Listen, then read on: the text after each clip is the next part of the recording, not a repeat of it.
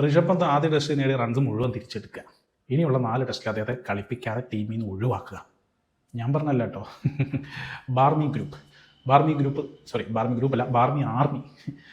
Army എന്ന് പറഞ്ഞു കഴിഞ്ഞാൽ ഇംഗ്ലണ്ട് ക്രിക്കറ്റ് ടീമിൻ്റെ ഫാൻസാണ്. അവരറിയപ്പെടുന്നത് ബാർമി ആർമി എന്നാണ്. അവരാണ് ഈ ശക്തമായ നിർദ്ദേശം പറഞ്ഞിരിക്കുന്നത്. കാര്യം എന്താണെന്ന് വെച്ചാൽ ആദ്യ ടെസ്റ്റിനിടെ ഋഷഭ് പന്ത് അമ്പയറോട് തർക്കിക്കുകയും ബോൾ വലിച്ചെറിയുകയൊക്കെ ചെയ്തു.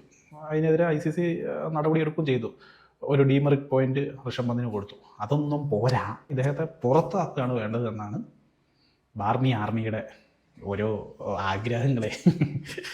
അല്ലെങ്കിൽ തന്നെ നമുക്ക് ബാറ്റിംഗ് മാത്രമേ ഉള്ളൂ. ഋഷഭ് പന്തും ഗില്ലും ജയ്സ്വാളും രാഹുലും ഒക്കെ ഉള്ളൂ. റണ്ണേ നമ്മളെ കൊണ്ട് അടിക്കാൻ പറ്റുന്നുള്ളൂ.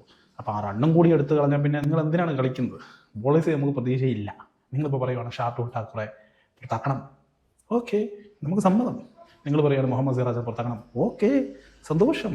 നിങ്ങൾ പറയുകയാണ് പ്രസീദ് കൃഷ്ണയെ പുറത്താക്കണം. പിന്നെ എന്താ, പുറത്താക്കിക്കോ. അല്ലാതെ ഇതൊന്നും നടക്കാൻ പാടില്ല കേട്ടോ. നമ്മുടെ മുത്താണ് ഋഷഭ് പന്തൊക്കെ.